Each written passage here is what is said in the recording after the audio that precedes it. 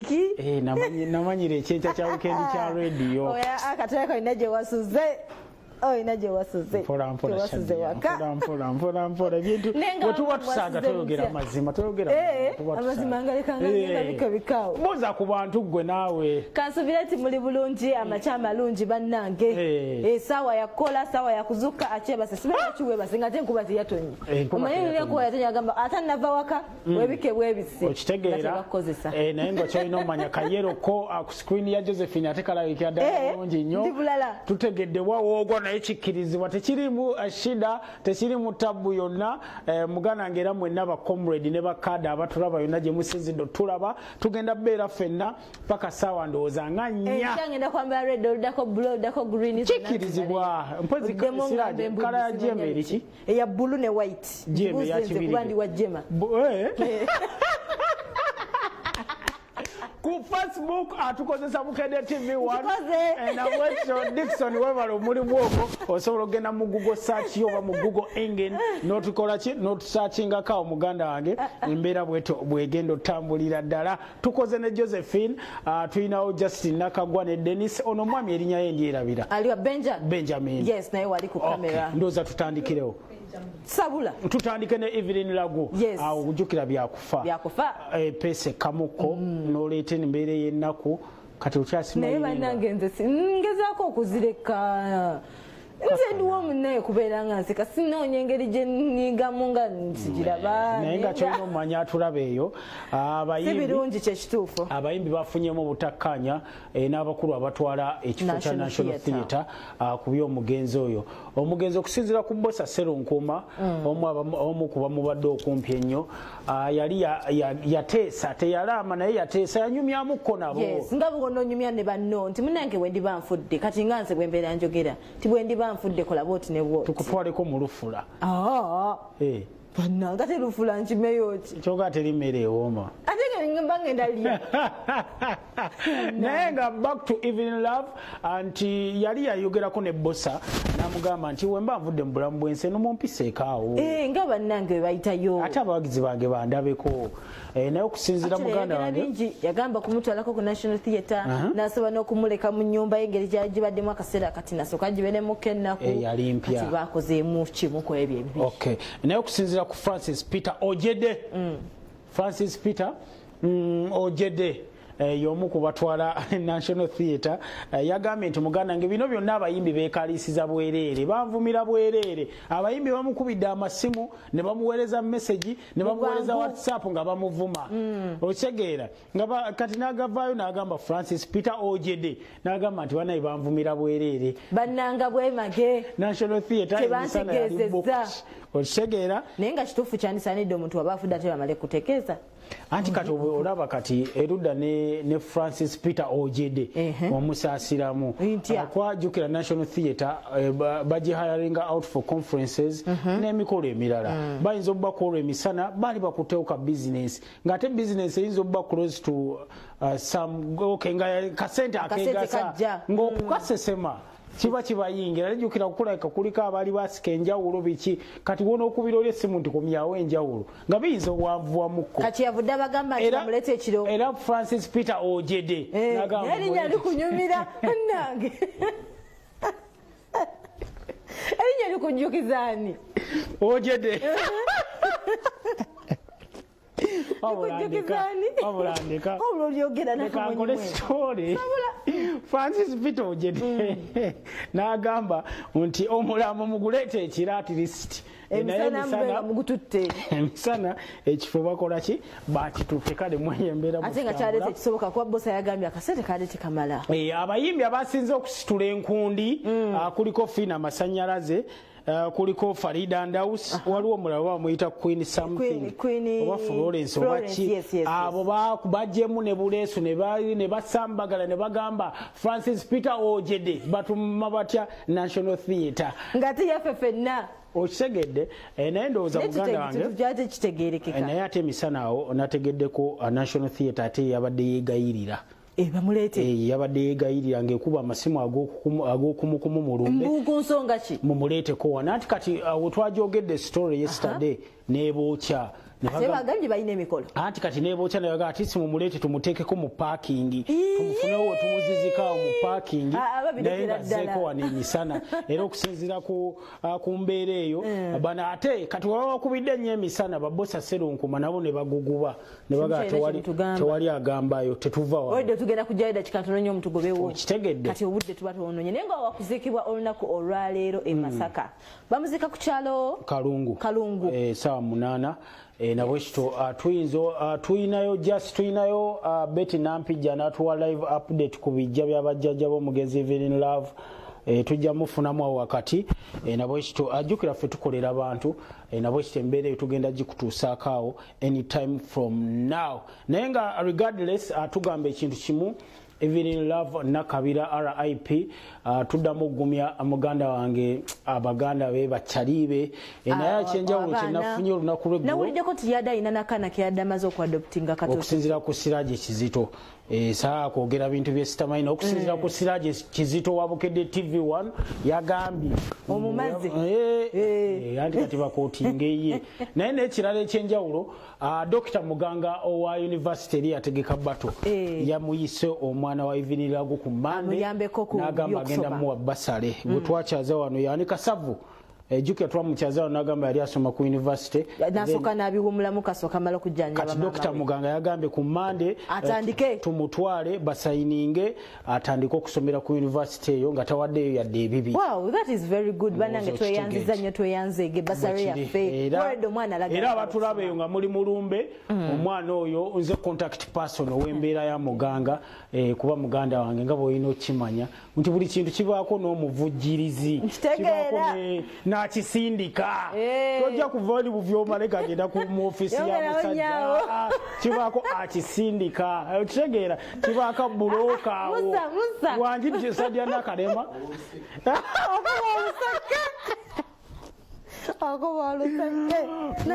tukolera abantu okitegeera by the on a serious note ate woli ku lw'omuntu wa wansi okitegedde omwana naye nga abantu beeyongedde okwagala omukyala Hadija Nakitende ngambye nkutumireko nti onyumye nnyo Hadija Nakitende yaliwa n'abantu bongamba nze besitategeera yoye jali yali wakaawe akulaba azanyanga maama wa Nina mu climax angambye nti oli smart nnyo neyanza neyanze bantu beeyongedde otwagala kale moving on atugendagendako ewa Ssegirinya ali mu ggwanga yayingiddewo olunaku lw'eggulo twalanze wano ku makya nti akomawo abantu b'ekawempe badde basimbye ebitooke nga bakubye n'embuutu naye saazirabye ate bangi baba banimba bulimbi bagamba semwange ekiri ekawempe tusibye buli kimu naye babaganye wange naye abazungu bakanise Ssegirinya gwe nibamuteekako n'amateeka teeka mukaga gonna mamukaga gyekyo naye wayegasaanidde nti wegendereze byolya oyo wamuyita Denisi bibaawo waliwo naawe olusi we bukyanga kiganye kale yeye embeera gy'olabaawo kati nabo badde ku Entebbe International Airport nga Ssegirinya atuuka ng'atuuka olaba be bamukimyawo bamukimye n'ebimuli musajja wattu alabikira ddala nti bambi yabadde mulwadde nabwekityo muganda wange tuddemu musabira Ssegirinya Dennis tuzanye gundi eyo tuzanye vidiyo eyo tofaayo tugizanye then tweyongereyo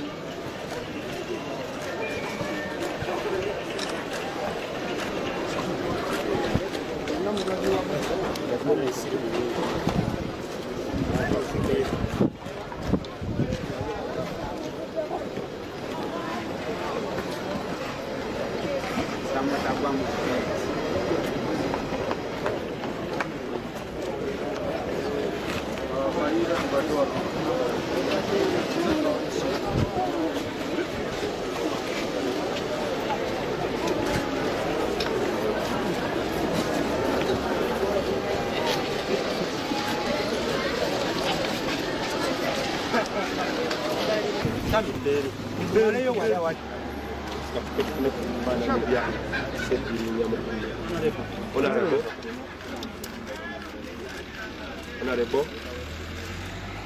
Ssegirinya Muhammad one updates.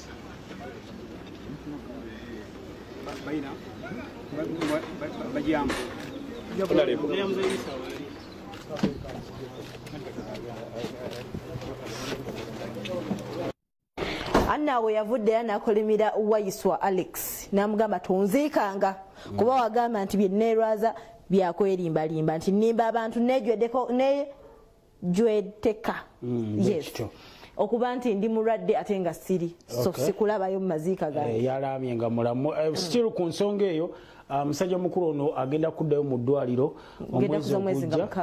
gujja ennaku z'omwezi nga 10 balina okuddamu omwekebejja balina okuddamu okukolaki okulaba nti ebintu byonna bye bamugambye bitambulira ddala bulungi nnyo. However abantu bavayo ne bagamba parliament terina kyemuyambye naye parliament nga wayiseewo okusikasika omuguwa yawaayo miliyoni 7.5 mu ddwaliro sente ku bill y'eddwaliro era yaziteeka direct ku account y'eddwaliro eri mu Holland oba mu Budaaki kale tulinamu interview endala ndowooza Dennis eya Ssegirinya tulinamu ogizanye then tukomewo era still muganda wange atulaba ku Bukedde TV 1 ewala obulwadde obwampalirizibwa okugenda mu Nairobi hospital kubanga nasooka Lubaga hospital nensindika Nairobi hospital olw'embeera etaali nungi. Nairobi hospital bwe ntuukayo olw'embeera embi ne baga Ssegirinya nfe tukongeddeyo tetujja kusobola olw'ensonga nti nga ekiro sisobola kussa kati nga nina kubeera nga neewujja bwewujja naye ne bakizuula nga amawuggwe gange gafunamu okwawukana ate nga galiko n'amabwa naye ng'ekyo bambuulira gye kyava mu kkomera kuba gye twali nga mu kkomera eyo ng'okwebika tekuliyo ng'ate empewo nnyingi n'ekirala ne bagamba nti nina virus era mawuggwe ge gamu nali ndi awo ne baŋŋamba tugenda kukola spinal cord check up kulaba eri etya naye ne baŋŋamba nti ate erina virus kussa skin cancer ye basobodde okunzijanjaba era mujjukira ndoozi omubiri gwali gujjudde ebikuyiro era basobodde okubeera nga bagujjanjaba kati kibadde kisingaera okuntawaanya ennyo eya hypertension ensonga erinnya buli budde blood pressure naye yadde nsiibuddwa na nsigadde ndi outpatient era nina okuddayo ng'ennaku z'omwezi 10 wa October babenga basobola okunkolako check up naye munzikirize nebaze bakama bange ab'ekibiina omuli pulezidenti wange Robert Kyagulanyi Ssentamu omuli ne mugana wange Kansole Lewis babadde bafaayo nnyo okulaba nga bakwatagana ne ttiimu eya NUP e Netherlands okulaba nga bajja mu ddwaliro banzijanjabe naye ate nkaaba amaziga ne gankulukuta omusajja amyuka omwogezi w'ekibiina yagenda ku Facebook n'agamba nti Ssegirinya yeerwaza kino nkyogerera wano n'amaziga gampitamu omuntu n'akola statement bwetyo kuba singa nnafudde era yandize n'aziika naye kino nkisindikira maama wange anzaala omusajja oyo mwenna mumumanyi eyankolako statement ng'ega Ssegirinya yeerwaza maama omusajja oyo bwe nfanga kubanga okusinzira ku basawo kye baŋŋambye manyi nja musooka okufa tajjanga okunziika nkyogeredde wano mba amawulire mu mmwe tajjanga okunziika nava wano nga nfa munaye nzenna bwe nfaanana omusajja yalina kiro ezigenda mu 10 basembye okumpima nga nyina kiro 45 amazima gakatta mugulu obulwadde bunnumye obulwadde ne bunnuma paliamenti mu kusooka yasooka n'ensuulirira kuba nagenda e Nairobi n'embeerayo sente ze Nairobi nze yazesasulira mu Nairobi hospital nga paliamenti ensudde naye ng'ate paliamenti nagitegeeza era n'empapula nzirina naye nagamba nti abo bakama bange bwe nga bagambye nti tebamanya nti ngenda kutambula bo basazeewo okwogera kakati oluvannyuma nnyo olw'embeera yaliwo paliamenti ekintu nemala nekiyingiramu era nebazaawo Honorable Ssemujju Ibrahim Nganda yaleeta ensonga eno ne Honorable leero oku Mathias Mpuuga ne bagireeta ku fulo ya paliamenti baga nti munnaffe embeera gyalimu mbi munnaffe embeera gyalimu mbi nga bo baŋŋamba mbu nalina okuyita mu medical board muli b'amawulire muli wano njagala muve wano mugende ew'omwogezi gwa paliamenti mwami Kulisa Oboye abalageyo medical board amalageyo ebbaluwa egi ng'eva mu medical board ku bannaffe be bazze bajjanjaba kubanga omuntu aba bubi nga prosesi ya medical board tasobola kugiyitamu naye oluvannyuma bakiyingiramu era paliamenti yekwasaganyiza n'obujjanjabi bwange paka lwenfulumye naye ng'ate gaali maanyi gammwe bannamawulire gaali maanyi ga leader of opposition gaali maanyi ga honorable Ssemuju Ibrahim Nganda gaali maanyi ga mukama wange Joero Ssennyonyi omwogezi w'ekibira era mwana wange Joero nkwebaza weebale nnyo kuyimirira nange ng'akumyuka nnima empindi ku mugongo ng'ayogera kino nakiri Joero wayimirira n'ogaa nti omusajja afa era ensonga eyo paliamenti n'egikwatako nemba nga nsobodde okubeera nga nzijanjabibwa ku maanyi ga paliamenti naye nga Nairobi nze yeesasulira ne eya tiketi eyantwala nze yagyesasulira nenkomezaawo nze yagyesasulidde naye nga ng'ovudde ku bya ssente okuntuukako ekintu ekyo bwe kyakolwa kirina be kitaasanyuwa nti wandibadde osooka n'otegeeza ab'ekibiina nga tonnategeezaako balala obuwiiki nange nzikaanya n'abayogera ekyo nalina sooka mu kibiina kyange nekitegeeza ensonga eyo n'olwekyo eyo nyinza okugamba nti engeri gye kisaasooka mu kibiina bategeeza ku nsonga eyo naddala ey'okusonda kubanga yo ey'obulwadde bagimanya ey'okusonda ekyo nyinza okugamba nti it was a mistake okubanga saasooka mbakama bange kubeera nga mbategeeza ku nsonga eyo ey'okusonda kubanga nabo baali basobolera okukola mekanizimu ensondera singa paliamenti yali egaanye okukola ki yali egaanye okunsondera naye nga ssente ze yansondera zantuukako. naye nga twongera okujjukiza abamuli okumpi nti omwami we bamuwadde amateeka omukaaga mwe muli obutamusitressinga mufube nnyo okulaba nga abamuli okumpi temumumalaako mirembe mumulekaawo mumule ekimala kuba embeera gy'alimu tanaba kubeera nga atereera ddala but safa all is good. Okay, mu mbeera eyo ladies and gentlemen mukkirize tuwummulemuko then tugenda kukomawo ne programu yaffe tuva ku Bukedde TV1 olugambo mu kyenkya mukuliko eyo mu bulango bwa bakama baffe naye nga nnyongera okubajjukiza nti ekivulu kya Nnaalongo ekya David Lutalo omwana we Lwaleero agenda kubayo ng'ennaku z'omwezi 29 omwezi ogwa guno gwennyini guno September bwe tulimu mujje mu bungi tables weeziri abaagala okubuukinga mu buukinge ng'obudde bukyali kuba okimanyi David Lutalo ajjuza saagala ojja ogambe mbu ate sifunye wentuula ate simanya bansindise buukinga kati weeyagale.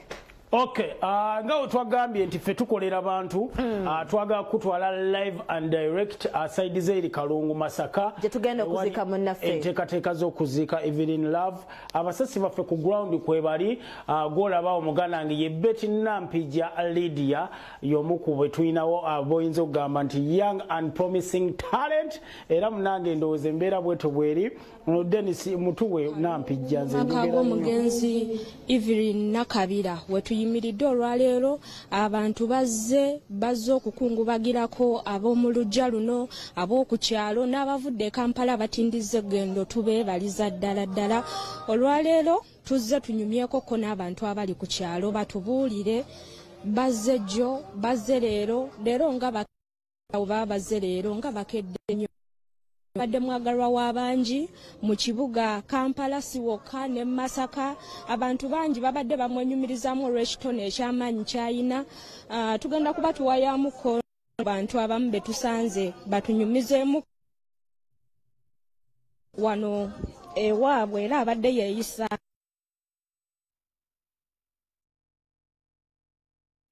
amanya gogo amanya Henry Kalega kitalo nnyo kitale kya Evelyn Lagu. Evelyn omumanyi ngaani? Evelyn mukulu wange tukajja naye ebbanga ddene tukoze ebintu bingi afiiridde ne Kenya tasuubira nti ayinza okufa naye mukama waate bwe yageze yatugenda muziika wano mu bajjajjaabe olunaku lwaleero 8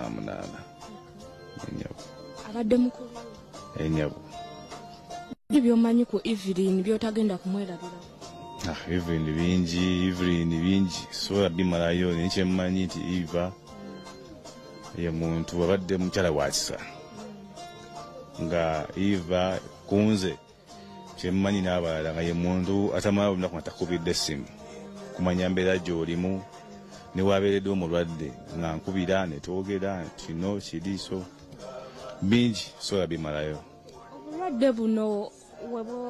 Obulwadde buno bwatandika ddi obwa Evelyn gwe nga bw'otugambye nti oli wa famire? Eva obulwadde okutandika obumusumbuwa 2019 obwatandika omusumbulira ddala obeera serious ne bumusumbuwa nnyo naye ate kati abadde azzeewo ng'ateredde ate Mukama wamutwalidde. Tukyali mu kyenkya nga tuwayamuko ne kubamu ku bakungubazi betugenda okuba nga twogerako ko nabo. Nyabo wasuza bulungi wasuza manya gaffe bampita nabo Proscovia naye nga nze Marina ow'ezzana nga mbadde ezzana nga Eva mukwasaganya omulaza mulabirira kolaki naye tebibadde byangu naye nga Eva mbadde nnyo naye kumpi ndoozi okumala emyaka nga 3 paka bulwadde ne Uncle Enron kugamba ezzana tubadde tumanyi nti yavaayo abadde yavaayo naye mu kaseera ke yabeerera ezzana nabeerawo ku lulwe mu buli kimu n'asenka nadda ebujuuko nangamba Mirina jangu ngenda senguka onkwasaganyizeeko tugenda bambi ebujuuko ne tuyingira ne tubeerawo abadde agenda ekiruddu nga nange nja sobola okutuuka waali nakubira Mamirina oliwa nodduka tinina kenkuleetedde kwegamba abadde nga mukazi mugumu gwoyinza okuba nga oli mulamu naye nga ng'olabanga gwe ate omulamu atidde ate n'otya kati mu kutya ate ye n'akugumya omulwadde kati oyo ye Eva mbulamu bwe nga Eva agamba njagala kyennyanja nga kyayagala okulya wagamba Mamirina njagala kino kyaba ayagala ate takyusa naye kale Eva Omukama mumuze mirembe era amulamuze kisa naye nze kyensaba Kasavu Fred bambi naye waali kwegamba yeetaaga okumugumya. Tweyanza nnyo tweyanzege tukyeyongerayo ko tuwayeemuko n'abantu batubuulire Evelyn abadde ani ku kyalo. Nyabo oli otya? Bulungi nnyabo. Amannya go gwa? Amannya gange nza kwale Adrian Betty. Bakuzaala nze nakulira eno Masaka gye banzaala just taata wange Nteeso. Wano otuusewo ssaawa mmeka? Tuseewo 2:30. Amawulire gakusanze? Amawulire gansanze waka kuba nze mbadde mbeera naye era yafiiridde emikono gyaffe. Naye twabadde tulowooza nti oba aziise okusalawo tumudduse mu ddwaliro kumutuusayo nga yafudde dda. Biki by'otagenda kumwerabira? Oyo mami sobola mwerabirako kubanga ekisooka mukazi muzadde abadde tasosola yadde abadde sereebu naye abadde talengeza bantu bonna omuntu yenna kaabe mulamu kaabe mulalu kaabe mulema kaabe omuntu yenna mu buli kiti kyabajjiddemu abadde amutwala ng'omuntu era ng'anyumya n'abantu abadde mukazi wa kisa nnyo. Buli ayogera ku Eva amwogerako birungi byereere. Olunaku olw'olwaleero lwagenda okugalamizibwa ku bijja by'abajjajja ab'essaawa 8 gwe wenna ali e Kampala ng'oli ku Bukedde TV nga tonnatuuka sambyasambyako kuba obudde tebagenda kubuwongeramu obudde bwebwo. Bannyabo mwasuze nga kitalo muli beeno muli beeno wano mutuusewo saawa mmeka saawa twakatuukawo eddakiika nga 2 emabega dakiika nga 2 mubeerawo nsembeera nansana masitoowa iva omumanyi gwange mala bbanga ki sijja kugamba nti oba jjo oba luli naye kyomanya mukwano gwange biki byotagenda kwerabirako Evelyn omukwano ogwa ddala bw'aba Eva akwagala aba akwagala bw'asimayiringa aba asimayiringa simayiro teri fake eriyo bw'aba ayagadde aba ayagadde katono nnyo ne maama ono katunyumize ku Eva olw'embeera Eva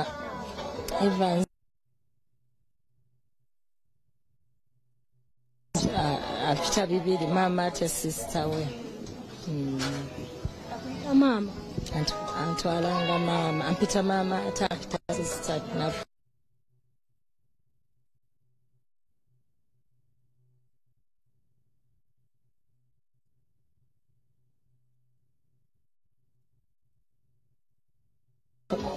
abadde muntu ayagaliza. She has been everything in one person. Atasangika ebyokumwogerako mulungi nnyo era tumusubiddwa nnyo. Programu ekyenkya Musa Semwanga ne Nakalema Shadia wano wetuli ye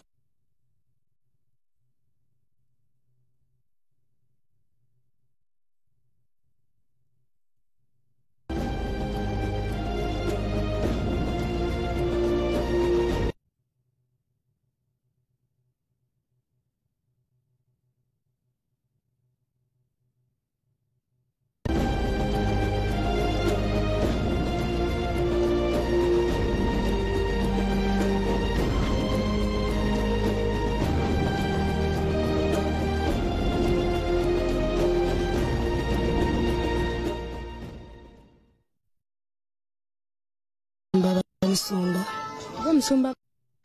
enyabe yegwa omwera omusumba eyali obwetuzana nedda mukwano goli badde mulala sendi mulala lwaki ogambye n'oyo omulala olina ky'omanyi? Of course Eva badde mukwano gwange buli kimu nkimanyi yakikunyumizaako eyo tetugendayo oba yegwa siyansi Eva abadde yeeyisa atya mu kyaki? Abadde muntu akkiriza Katonda ate nga tanyooma muntu mulala yenna nga teyeetwalira waggulu nga serebu nga buli muntu yenna amuwa ekitiibwa. Nze ndi muto naye abadde ampita maama. Yajja atya mu mikono gye? Mikono gyange yajja muntu yamundayirekitingako ya sisita wange yamundayirekitingako nanjagala nansiima nanzikirizaamu nasalawo mbeera omusumba we. Musumba amanyi bampita Tracy Robinson. Oyo ye musumba munatusonyiwa akayiseemu wali omusumba mbadde mmanyi y'oli gwe tubadde tumanyi katubuuze ku mukulu Bosa Serunkuuma atubuulire bwe yasuze anaatusonyiwa tugenda mujjako mu kamiitingi katono nnyo. Sebo Nyo. Wasuze otya? Nasuze bulungi nnyo bw'osuze otya nnyo. Mutuuse ssaawa mmeka? 15 tuba tumaze okutuuka wano. Tukedde kati tutakoze abantu kasi bakendeddemu okeeri wa Eva bodi netugijja saa 10 nesimbula bwesimbudde nenkakasa nti mbeera eteredde awakawasiga efunye securities aba waliwo agenda okukuumawo naffe ntusimba netujja butereevu eno era tutuuse ngemu 15. Abantu abajja mu bagamba kyera balina mugenda ziika ssaawa mmeka entuufu zennyini? tusuubira okuziika saa 8 kujja Katonda byaleeta tomanyi wanzi kubawo enkyukakyuka kubanga tutegeka ne wano wenyini makawe tuli e Kalungu ekirungi entambula ya wano nyangu nnyo bw'okyamira wali ebukulula straight tolina w'okyama paka waka buli omwa ate tuli ku kkubo kwennyini so kyangu naye nga tusobola okuziika saa 8 lwaki twataddeyo saa 8 iva alina abantu okuva mu bifo ebyenjawulo tubate mangu baddeyo mangu badde mangu balime tambula kiro balime funa bizibu mu kkubo project empya ze mubadde muyina iva abadde ayinamuko muzannyo ki na project empya bagisa the plot mwali iva era yazanye ne mwami zaamu nnyo oyo kaseni kabakadde kalungi nnyo nga kyabitambuza naye manyi obulwadde bwa Evelyn lwadde buzaabuza ate nga twabumanyira kubanga twalowooza nti ayinza otufaako mu ekyo ekiseera kasaleeta mu kaseera ako ne tuguma ne tumanya nti asobola okubeera ku dialysis ebbanga eddeneko ne tugumira ekyo kati bwatuusa okufa kutuuse bukutuuse tetukitegeddeko nti baoli abasobola n'okufa bw'atyo kyekibaddemu naye nga otambuza projekiti yaffe eyo mubadde muyinayo ekivulu oba omwezi ogujja mugenda kukikola mutya ekivulu ekyo tulina ebivulu bibiri tulinayo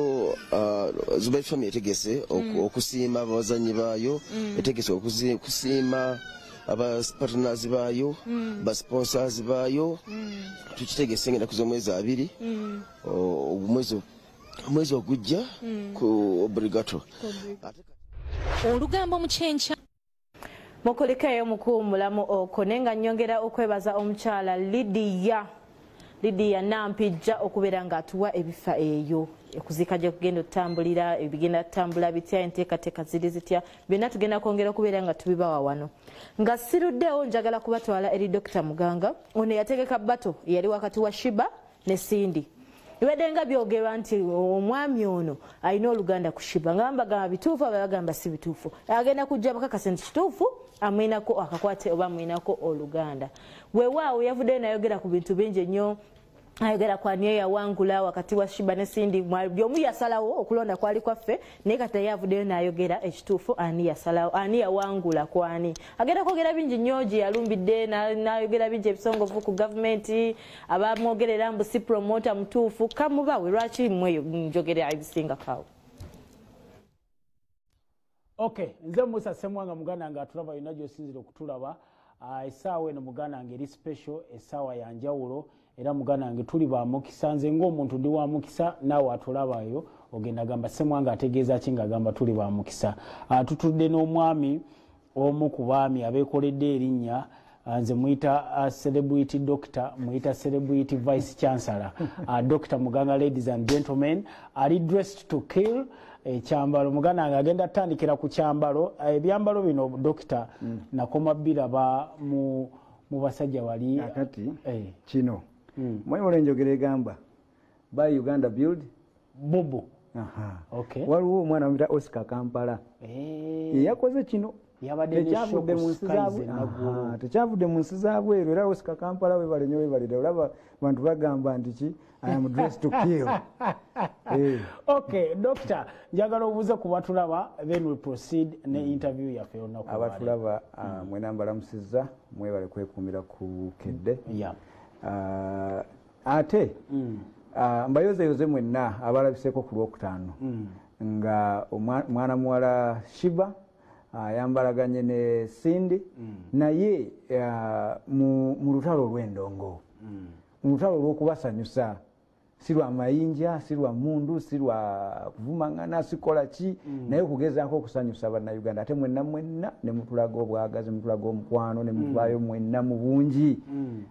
ne mukola ebyafaayo mu ggwanga Uganda. Dokita otwala nnyo ebyafaayo n'ebibuuzo byange nga wabizzeemu katubimaleyo nga bukyali naye nebaza bannayuganda mu butuufu mwatulaze omukwano mwalaze Victoria University obwagazi mwalaze Sindi mwalaze Shiba mwena ne muggwayo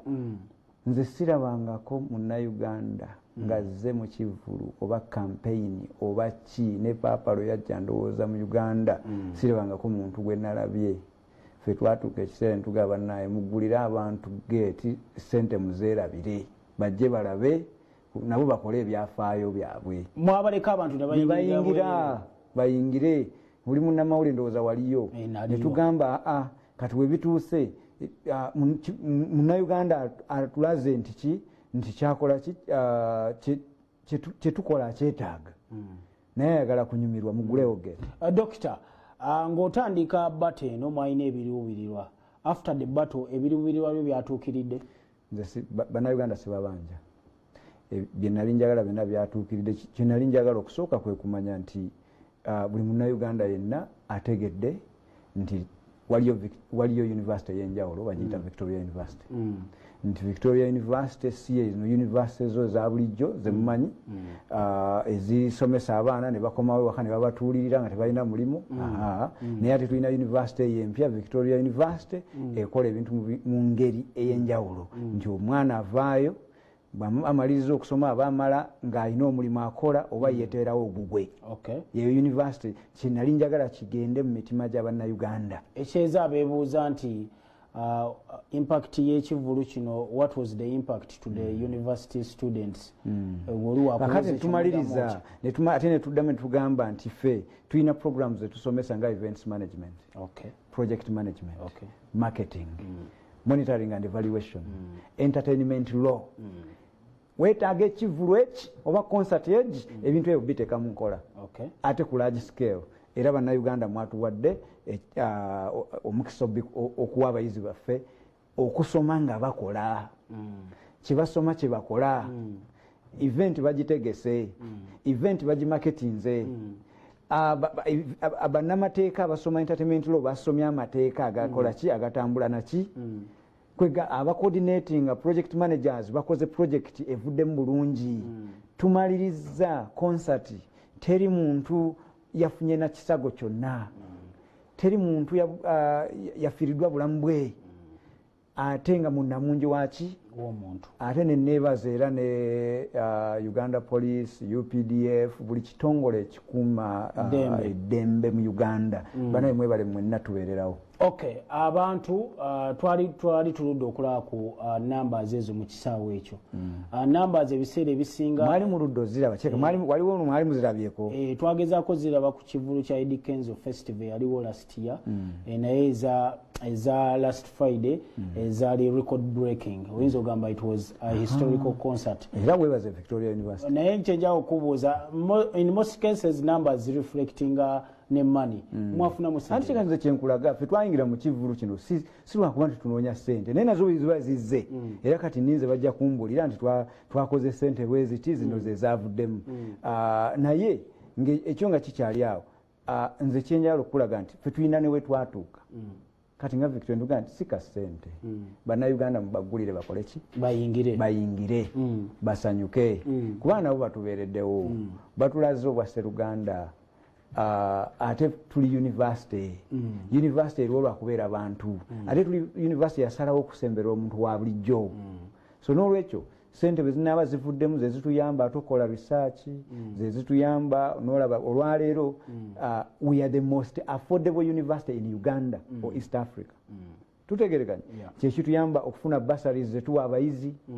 abenjawulo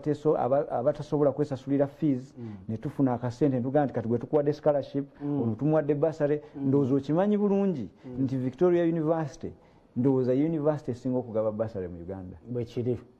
tukiriziganya olowooza sente tuzijjawa? Bwe tufuna omukisa nga guno ne tukola ku nsimbi tuzizzaayo mu bantu. Ne tugaa nti mujje musome enkya oba oliawo mwe munaaba muyamba eggwanga okukyusa kino na kino na kino gweoba nga tusobodde kweweerera. Dokita, muwulira mutya nti ekintu kye mwategeka ate kyawudde mu Bayimbi? Ndowooza nakituukiriza. Nakugamba abawagizi be bajja okukola ki? Okusala ani awangudde. Era ffe Victoria University twali tetusobola kukola ki? Kubasalirawo. Bo balaba abawagizi nabo balaba. Teri buli muwagizi yasasula ssente ze n'ataasasula ye nga yayingira buyingizi nga tuguddewo emiryango yenna agamba mu butuufu nze kye nalaba sibanja Victoria University. Kati okusalawo kukwani goba wa Shiba omanyi Shiba we yawangula. Goba oli wa Sindi ng'omanyi Sindi we yawangula. tukitwalira kakati gwe muto wange semwange oba omanyi nti bagwa dro owulira buli omu alina kye yali asinga munne kakati nze ate nga Victoria University ababategeka fe tuli neutral naye oli neutral otanga bagamba olina oluganda ku Shiba oli cousin sister wange Shiba naye bwe tudde ate I am a professional gwe katolowooza singa nali nsobola okwekubira sandigambye nti ebyuma bya sindika bifeeko naye byafaamu dokita byava ddi n'okukola rehearsal sindi basooka wawuliddeko tugamba show yennyini kati kankubuulire Victoria ebyuma bya sindi waliwo byatuuka byeyaleese nga tebikola nga yeyabyereetedde anti nga mumazeewo okumusabotaaji njagala tukkaanye yeyabyekoze eki kubanga buli omu yali alina okuleeta ebyuma bye nebigaana bwe bigaanamu ne tukwata ssente Victoria University nekwata ssente nereeta ebyuma bipya n'ebimuwa era musanyufu ate nange musanyukirako. So mu memorandum of understanding between the two parties namwe baorganizer buli muntu yalina okwereetera ebyuma bye kubanga bw'okisigaza nga gwogenda obbibawe wabamu akagize agamba mwankoze eki mwansabotaagi nze naye gwe weerondera ebyuma byo gwe byomanyi nti byebikolera byuma byali birungi nga bikola naye walimu akantu akakola kindoza baafunamu accident katono ne bitatambula bulungi naye ne tukola mu bwangu waliwo omuntu alina ebyuma gwe baali bamanyi ne tumunoonya nga tusaba ssente mpitirivu ndowooza olwokuba awulira sho egenda kubeerawo naye yamala ekiraba minakiza tumusasula ssente n'atuwa ebyuma nga bikola bulungi nnyo ndowooza wawulira. Speaking about money doctor waliwo abagamba nti kwolwo olunaku waliwo prize money tebagigaba nti obaawo abeera gwe balangiridde nti yawangudde ebbato waliwo omutema gwa ssente ogwalina omumuweebwa on top of the other 100 and more millions ezaabaweebwa in the start. Mukulu Ssemwanga n'abalabi ba Bukedde ekintu ekyo mu mateeka ge twasoma agafuga bbato tekyalimu era tewaliwo nteekateeka ng'eyo yakuwa muwanguzi ate ssente buli omu ng'agenda okujja mu bato eno oba mu konsati eno waliwo enkolagana gye twali tuyina era nga yeyina okuteekebwa mu nkola naye temwalimu nti ate nti omuwanguzi alina akasente kajja ofuluma nako kubanga si ffe tusalawo omuwanguzi bannayuganda bye balina okuba nga basalawo ki omuwanguzi. Mwatusuubiza ne bajjaaji naye kwolwosalabako bajjaaji tewabalaba twakugamba bulungi ti munnayuganda yagenda okukola ki kooti y'abantu kwolwo waliwo abantu emitwalo 8 emitwalo 8 gyatuula yo ne gyesalirawo bajjaaji baaliwo nga balaba ne bawanika n'obutebe obutebe nange nabulaba oba nawe wawanika nali awo nga nkola gwange anyway n'ekirala prior to the concert oba event waliwo promoters abagamba nti you're not fit to organize such an event nti toyiri registered under any promoters association nabwe ekyo byokola kati kwatirirako gwe mu byafaayo bya Uganda wali olabyeyo concert eyali ebadde organized obulungi nga gye walaba ku Lwokutaano jogera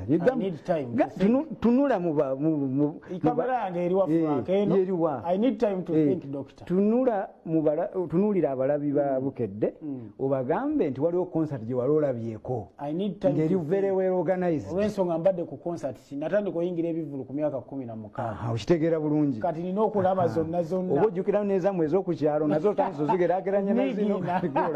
naye kankunyonyole bannayuganda era nagabo bwe bajja okusalawo gwe ku kye baalaba ku Lwokutaano n'engeri gye twategekamu ebintu byonna n'omuntu eyali ekololo mu butuufu olaba ekikolwa ekyo kyakolebwa abantu abatalina bisaanyizo bitegeka konsati eyo bisaanyizo ki byonoonya bw'oba ogenda kukola konsati lindako ekyo tekiriwo we are a university. University mu bintu byetukola we are allowed to do resource mobilization. That's number one. We are allowed to create activities abayizi baffe mwe basobola okusomera events we have events management degree programs, we have project management programs, we have entertainment law programs, we have marketing programs. kasita obanga n'abategesi bennyini aba promoters naye bw'aba yeetaaga buyambi ng'alina kyagala alabire ku kye twakola ng'alina kyagala tumugatteko asobola okujja ne tukola ki naye ne tumuyambako promota muyimbi and kasita obanga alina kyagatta ku ggwanga our vision oba ekiruubirirwa kyaffe is to support our country to transform society society si bizimbe society bantu kati kyekyo kyekikola ki kyekituleeta mu bintu bino Doctor,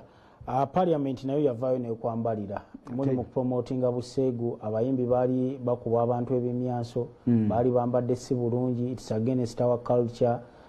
tulinawo ba students they are setting a bad example what is your message to the parliament? Buli muntu ayina eddembe okwogera byonna byakola ki byayagala naye bukyanga member of parliament oyo simumanyi naye ena gyali mukama muwa omukisa simumanyi naye bukyanga member of parliament oyo afuuka member of parliament yasooka kulaba batayambadde bulungi abalaba ku kivulu abali olova bw'aba atambula ku street ye talina gwalaba simanyi agenda mu kyaki ye tabalabangako yabalabako ku kivulu lwaki talaba bintu birungi ebintu ebirungi biibino nti ekivulu ekyo kyateeka music industry waggulu ekyokubiri nti ekivulu ekyo katonda yatuyamba oba munaddiini katonda yatuyamba ne tuvaamu nga teri muntu yadde afunye ekiwundu tetulina muntu yabulwa bulamu bwe ekyokubiri teri yadde omuntu yabulwa akasimu mu bantu kumpi 800 teri muntu yabulwa ki kasimu yandibadde n'avaayo n'agamba nti bannange neebaza poliisi y'eggwanga neebaza UPDF neebaza buli kitongole kikuumaddembe kyonna nkyebaza era katukoleyo netteeka erisobola okwebaza ebitongole ebyo eryebaza neyategeka naye gwe yalondayo akantu akamu ate nga kalaba buli lunaku kati oba kaali kamufuukidde ekizibu abaga etteeka erijjawo ebintu bwe bityo kuba emirimu gyabwe si kulaba bulabi manyi twagenda manyi education system yaffe yanjawulo twogera nnyo ate ne tukola bitono theory mungi we don't walk the talk rhetoric mungi bakole etteeka let them do ebyo byonna bye boogera abantu abambadde abambala enkunamya bangi tubalaba buli lunaku naye ate muteekewo etteeka erisobola okukomya ebintu bwe bityo tulekeraawo okwogera obwogezi naye tukole ki tutandike okukola n'ekirala bano bonna abaana bwe mulaba nti ababadde bambadde obubi nabo balina abazadde abaana tebeezaala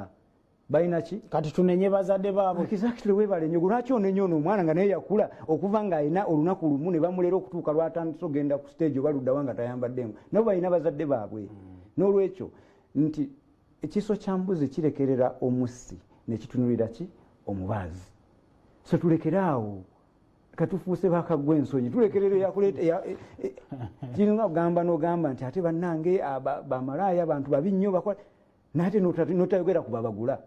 oba mukyamu abatemesa gamba abasajja abo abatemesa obagambe bannaye ezipu zammwe muzikuumire waggulu olaba onoddayo okulaba omuntu akola ki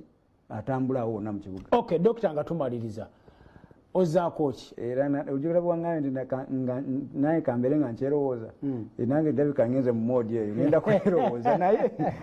naye kangagambe ekintu kino nti ffe we are a university that solves problems egezaako okugonjoola ebizibu byetulaba ebiri mu society era tetujja kuweera oba kussa mukono okujjako nga ebizibu ebyo nabyo bigonjoddwa byetusobodde okukola ki oba oliawo enkya tulina kyetujja okulaba naye ekintu kyonna bwe kiba nga kiwa omwagaanya omuyizi waffe okubaako kyakiyigirako tujja kukikola n'ekirala nti bwe kiba nga kitwala Uganda mu maaso nakyo tujja kiyingiramu tukikole kubanga bw'obanga university ng'oliawo naye nga tolina kyoganyulwa nsi yo mwoli oba community ekwetoolodde mu butuufu oba toli university egasa environment gyolimu bangambye dokita oyagala ategeka bato ya bebekulu ne kamiliyoni era oyagala ategeka sho ya kingisaha eya January ebiseera ebyo kakati ebyo nange kati agamawulire nga wuliridde wano lwensoose okugawulira olimba dokita sikulimba naye bwe baba nga balina bye batuuse nga balina obutakkaanya nga balowooza nti oba ombwa atula wano n'omulala n'atula wano nyina kyenyinza obbagattako tujja kutula nabo bajje ku office bajje ku office Victoria University eri wali ku Jinja Road ne baba baagala kusoma tujja bawandiika programs zo tulina nnyingi ne baba baagala tuleetera bayizi bajja kuba tuleetera.